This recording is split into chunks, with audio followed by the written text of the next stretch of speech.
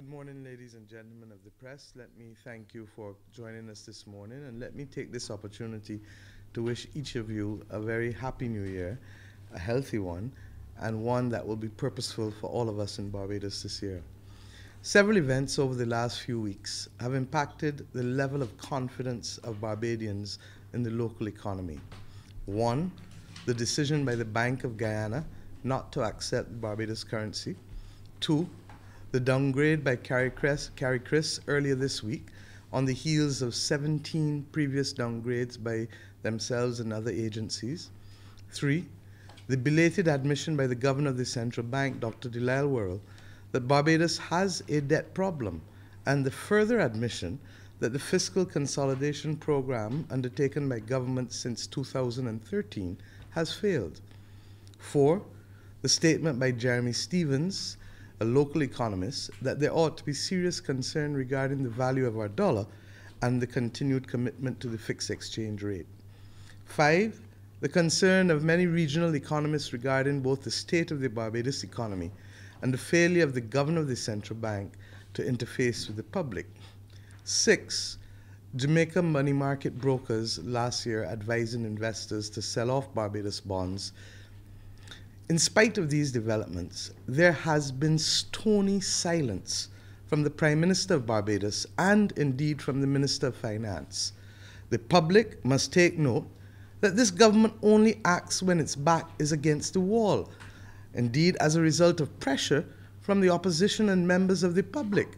This was seen with the recent sewage problems on the south coast, the lack of access to potable water in the north and the northeast of the island and the east of the island, and the numerous potholes across Barbados, trivialized, regrettably, by none other than the Prime Minister himself as an inconvenience. It is not that the government has remedied these situations.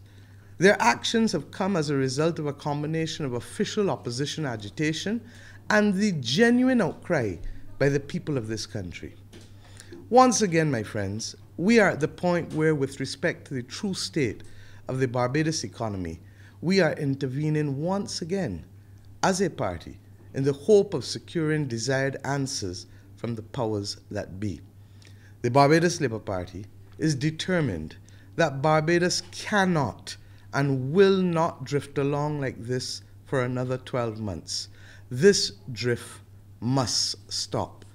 It is either we are told the true state of the problem and are permitted to input in finding a solution, or indeed that the government cuts short the drift and the inertia and return to the people for a mandate. But this government sitting in hope and wishing for a miracle is for us no longer an option. I repeat, the drift must stop. We note the public discomfort of at least two senior ministers of this government in the direction to which the government is headed, and in the general state of drift to which I've just referred, and uncertainty that has befallen the local economy. We call on these ministers and other elected members of Parliament to take a stand in the interests of Barbados, a country that has been good to us, and to join the movement to trigger some positive and meaningful action in respect of an obviously deteriorating economy and a state of national economic affairs. The drift must stop. This government acts, as I've said, only when its back is against the wall. And it has done so with respect to every major challenge developed into a crisis in recent months. We are saying now that there's a crisis of public confidence in the state and in the drift of the national economy. And we, the citizens of Barbados, have a right to know what is going on. I will address some, and when I'm finished, Kerry will also address some of these issues with respect to other activities that have taken place, both of which of our comments will relate to the absence of a commitment on the part of the government to keep people informed. Since the government does not appear mindful of what is required in this respect, in terms of the information needed to put the minds of residents and investors alike at ease, I today, along with members of the parliamentary opposition, have formulated a series of questions that we would like to see answered by the Prime Minister Frondell Stewart and by the Minister of Finance, Chris Sinclair, in the days ahead, simply because their silence and their indifference is literally killing people and slowly killing business activity in Barbados. We insist that the people of Barbados have a right to know. This is not Stewart Enterprises, and the people of Barbados need to know the true state of the economy, and also that business people and investors alike need credible and timely information to influence their actions and their decision-making processes, especially at the beginning of a year. So accordingly today, my friends, we ask of the Prime Minister of this country and of the Minister of Finance the following questions. 1. Is an IMF austerity program on the cards for Barbados? 2. Why, in spite of assurances from the Minister of Finance that the economy had turned the bend, as he told us last year, why has the economy continued to fail to meet targets for economic growth and for deficit and debt reduction? 3.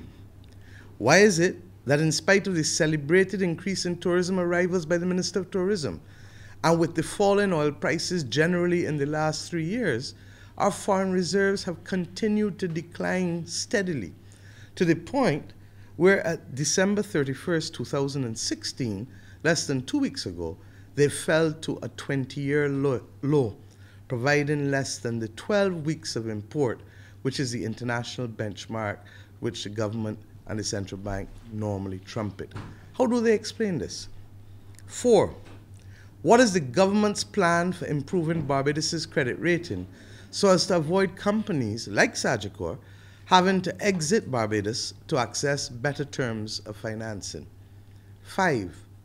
How does the central bank keep printing money, knowing full well and publicly admitting the clear danger that this practice presents to the stability of the Barbados dollar? 6. What is the true state of both the domestic and foreign sinking funds from which debt amortization, the principal of our debt, is to be repaid? 7. How has the governor of the central bank become the mouthpiece of the DLP government on fiscal and economic affairs? Is it acceptable to the government that even when the governor speaks, his statements are vague and he refuses to be quizzed on anything he says by the media of this country? 8. Does the Prime Minister not sense and recognize that his stony silence on national issues has become offensive to Barbadians, bordering now on contempt for the very citizens that elected him? What will it take for the Prime Minister to step up to the plate and fill the perceived void that exists in the decision-making chair on Bay Street? The Barbados Labour Party is concerned that the private sector and the workers and their representatives have been experiencing abnormal pressures. We are concerned, and we would like to hear from the Prime Minister how he proposes to deal with matters of grave importance to the private sector and to the workers of this country and their representatives. These are the matters we would be interested in hearing the Prime Minister and the Minister of Finance address. 1. Business people in Barbados are having difficulty accessing foreign currency needed to meet their normal business requirements. There is now the regrettable practice of queuing, with persistent reports of some business persons being treated more equal than others, equally regrettably. What do the authorities plan to do about this deteriorating state of affairs for businesses in Barbados? 2. The cash flow of many businesses is dissipating rapidly as a result of the non-repayment of VAT refunds. Businesses are having to choose between paying salaries and wages, paying creditors, and making their national insurance and other tax payments on a timely basis. Firstly, is the Prime Minister aware of this? And secondly, what does he and the Minister of Finance intend to do about it? 3. How can trades union function effectively and advance a case for enhanced wages and terms and conditions of service for their members when it is so difficult to get information out of this government, credible information on which we can plan? Is there a deliberate strategy on the part of the government to keep workers and their representatives in the dark on vital issues that impact their welfare and well-being? To the people of Barbados, we ask now, and I repeat, this is for the people of Barbados, these following questions. If an IMF austerity program is now inevitable as a result of the incompetence of Prime Minister Frundle Stewart, Chris Sinclair, and Delisle Worrell, and after 6 failed adjustment programs since 2010, are these same 3 individuals the persons you would trust to negotiate and lead Barbados into such an arrangement with the International Monetary Fund? Do they have the moral authority to act in the name of the people of Barbados after 7 years of utter incompetence and dithering? At what point, my friends, is there a need for a new and fresh mandate from the people of Barbados? When does this come into our discussions? These are the questions that we would like the Prime Minister and Minister of Finance to answer for us and for thinking citizens on which to ponder in the days and weeks ahead. The reality is that we cannot continue, we cannot afford 12 more months of drift. There is too much uncertainty surrounding the future of the Barbados economy, the well-being of our businesses, and indeed the stability of our households. We ask the Prime Minister and the Minister of Finance to treat the people of Barbados with respect and answer the questions that we have laid here. For they are not the questions of the Barbados Labour Party, but they are the questions that the people of Barbados have been asking for some time now. Thank you very much. Before we go to questions, I would like to ask Mr. Kerry Simmons to address a matter of grave concern to the Parliamentary Barbados Labour Party in relation to an announcement by the government again this week, which has left us more in the dark than in possession of information. Thank you.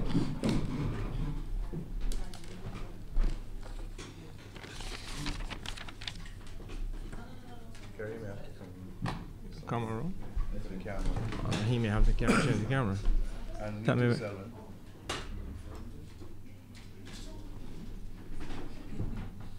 Thank you.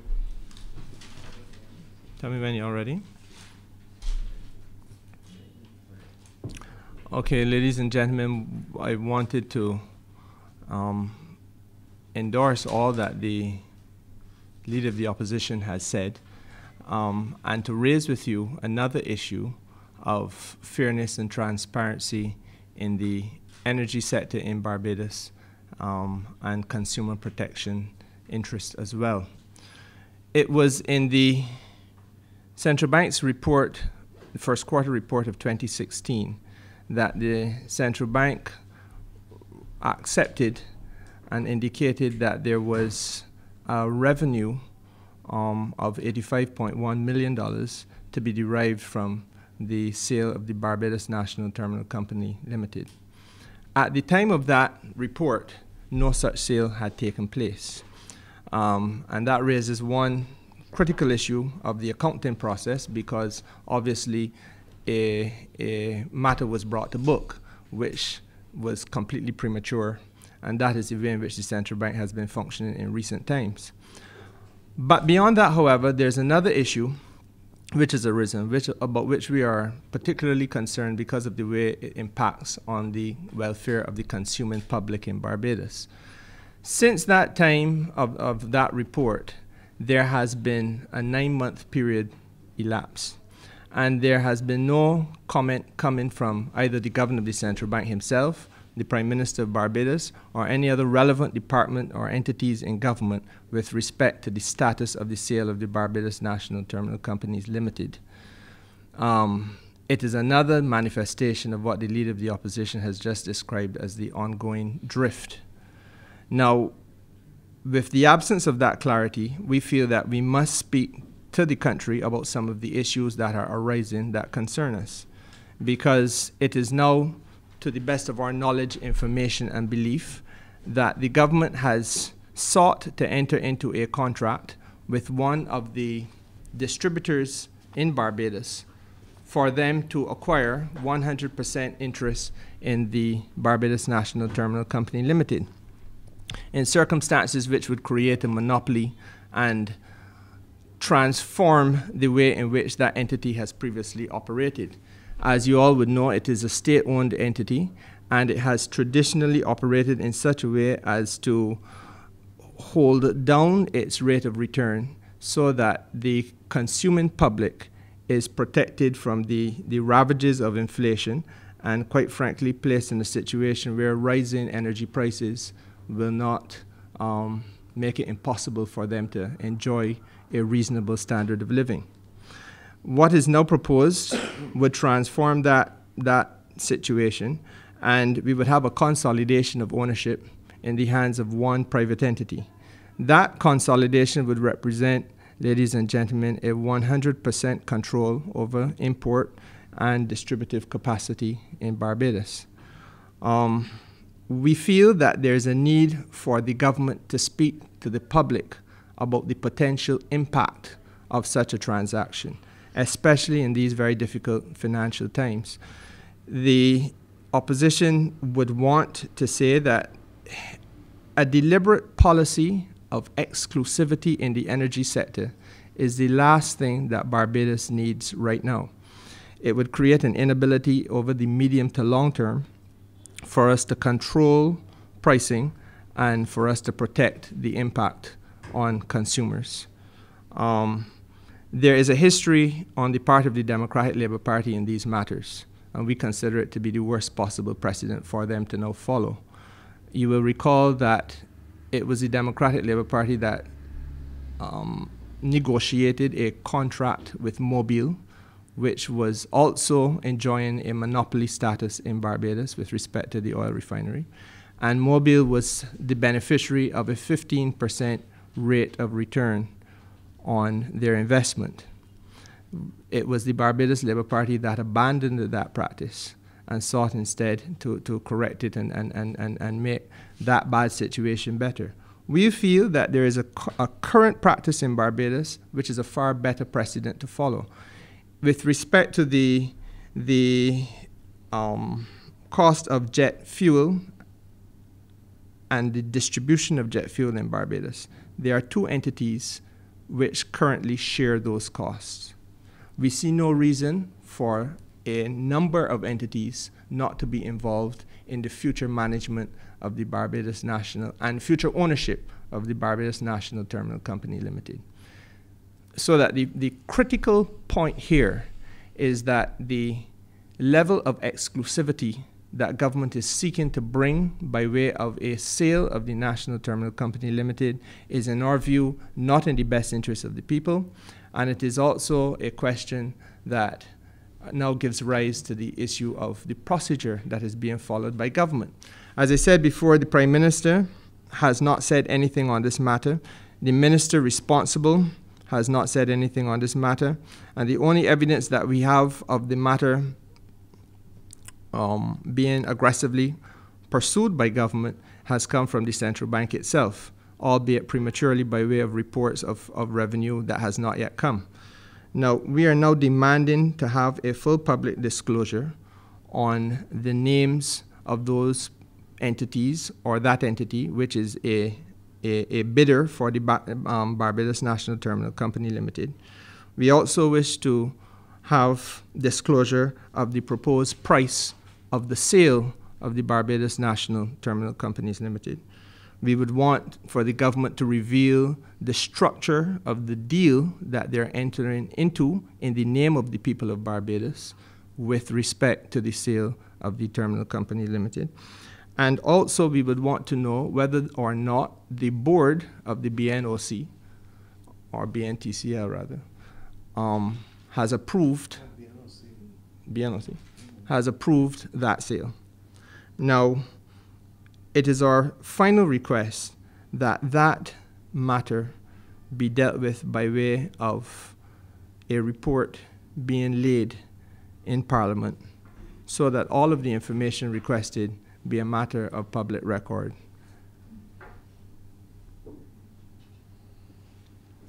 No? Thank you very much, Kerry. I believe we're still on Facebook Live, so if there are going to be questions from members of the public, in order for the audience beyond this room to hear, I'd like you to speak loud enough so that we can capture you.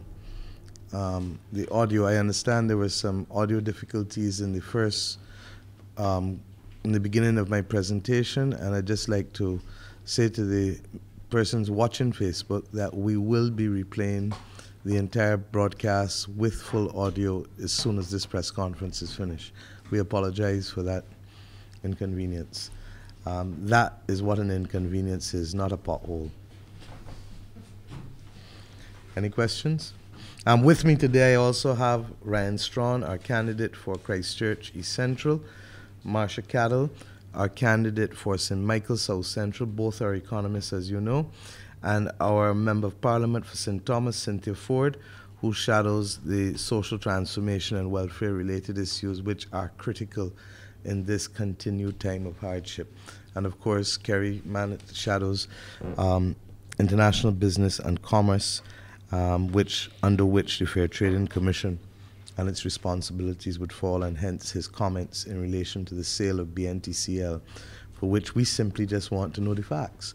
We cannot comment without the facts. And as I said in my main speech, the sad thing about this is that we are not dealing with the running of Stewart Enterprises Limited or Sinclair Enterprises Limited. This is the government of Barbados, to which the people are entitled to be told the information in order to be able to plan our lives. Barry? You may have to speak a little louder. I know you can as a good old lodge boy. Are you getting an indication from the citizens of this country that they would want the Prime Minister to call another election? People are fed up, and that is the clear message we get throughout the byways all across this country. People cannot take any more. And the truth is, they feel that the government is drifting and simply hoping that a solution will come along or a miracle will come along. Rather than that, month by month, the news gets harder to take. And I really want to say to Barbadians, especially at the beginning of this new year, I know things are difficult. I know people are suffering. I know businesses are finding it hard to make ends meet. But I ask you to keep hope alive, to have confidence that there is nothing wrong with Barbados fundamentally, that a strong dose of leadership, discipline, compassion will not fix. We have done it before, we can do it again. But this government has caused many of our citizens to feel that we are incapable of rising to the challenge. And those who believe that we can do it again are the ones, for the most part, Barry, to answer your question, who are saying we cannot take any more. When you going to get rid of these fellas? When these fellas going to call election? You choose. Ask any of the people here on a daily basis. But our concern today is not so much that. Our concern today is that the drift must stop. And we've been talking about these things. The governor would have known that the Bank of Guyana stopped taking Barbados currency since before the middle of December. Since before, in fact, it was probably only 10th, 11th of December. We are now more than 1 month later. What have you heard the Prime Minister say? This is the same Prime Minister who invited the President of Guyana to celebrate 50 years of independence with us. Only 10 days before, the Bank of Guyana stopped taking Barbados currency. Now, I would have thought that he would have preferred an independence gift of the continued exchange of Barbados currency rather than the fireworks that the government of Guyana gave us. But that is just my view. Any more questions? That notwithstanding that you're concerned about the drift and the list, what I would ask you is that if the Prime Minister does decide to call a general election, what position is the Barbados Labour Party in? We are focused and ready, and we've said so from the end of October. We had, arguably, I think it was the largest annual conference we've seen in the party for over 20 years. And the spirit was high. This has been a long journey for us, and I know that people initially have been concerned, but the truth is that for the last 14 months, I want to thank each and every one of not just the parliamentary party, but the candidates for acquitting themselves by putting Barbados first and then the party's interests. There's no individual ego games remaining in the Labour Party. We understand what is at stake for the country, and we are up to the task because we know that without this, Barbados will go deeper into an abyss from which it will be generations before it can come out. Any other questions? As the French would say, ça suffit. I just want to say to Marsha and to Ryan before we close off, because I am conscious that we are on a Facebook Live thing, if there's anything that they would just like to add before we... Actually, I have a question for Ryan and Marsha. With all of what Ms. Molly just said, what suggestions as economists would you have to put Barbados back on track?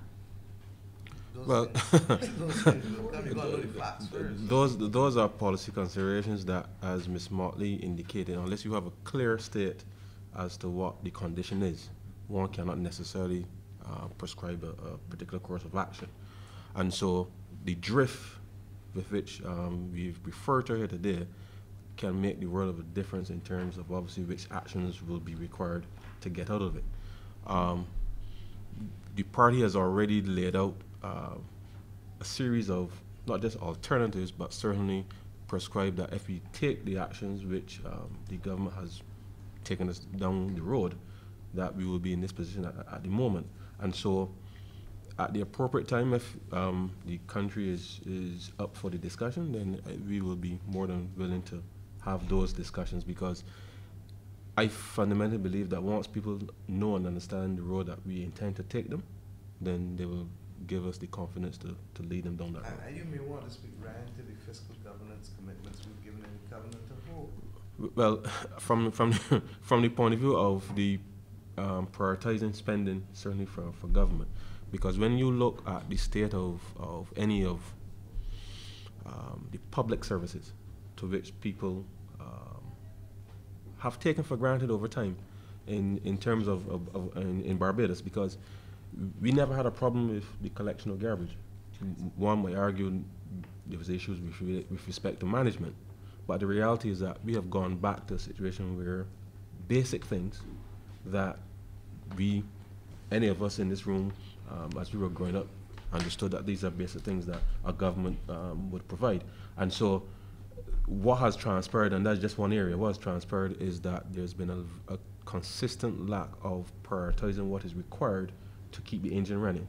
And so our fundamental thing is that once you get the basics right, then you can start to build confidence, because unless citizens can see that, you know what, I'm paying these taxes, and I can see something that tangible coming from those taxes, then I think the average citizen will be happy to continue to contribute and make the sacrifice. But unless you are prepared to prioritize and give the citizens the options, obviously, of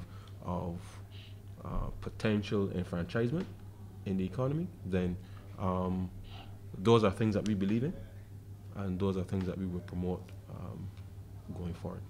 Okay? Yeah, just to add that. Hold on a second. Just put all the Just to add that we also cannot underestimate the role of public service delivery in stimulating investment, not just foreign direct investment, but also the confidence of the business community locally and regionally in Barbados. Yes, of course, it is important to get public service delivery back up to the standard to which we've become accustomed as Barbadians for citizens. But it's also not to be separated from the fact that if I want to come here to establish a business, I need to make sure that the roads are sound, that the general infrastructure of the country is that which can support sound business practice.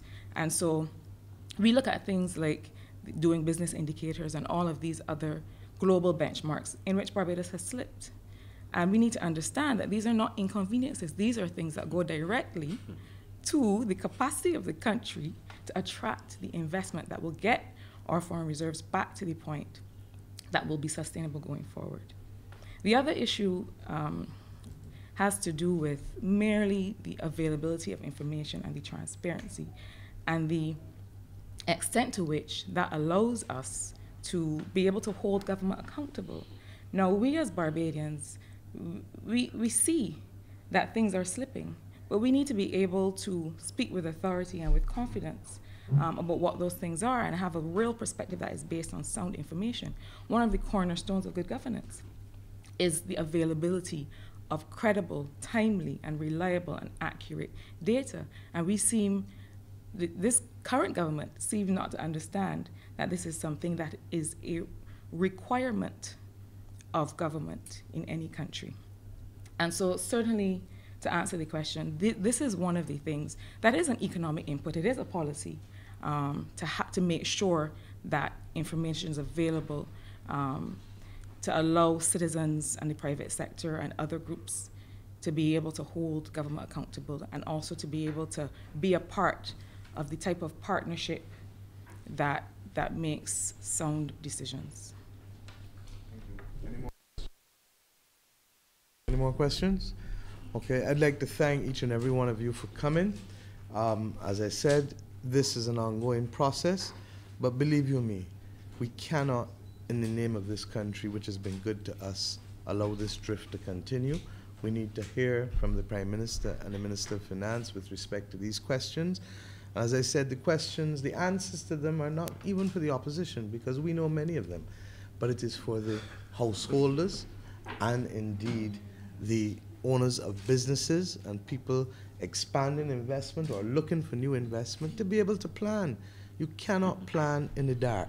And therefore, we thank you, members of the media, for allowing to spread this message that it is time enough now for the Prime Minister to break his silence. You know, and I'll end on this point.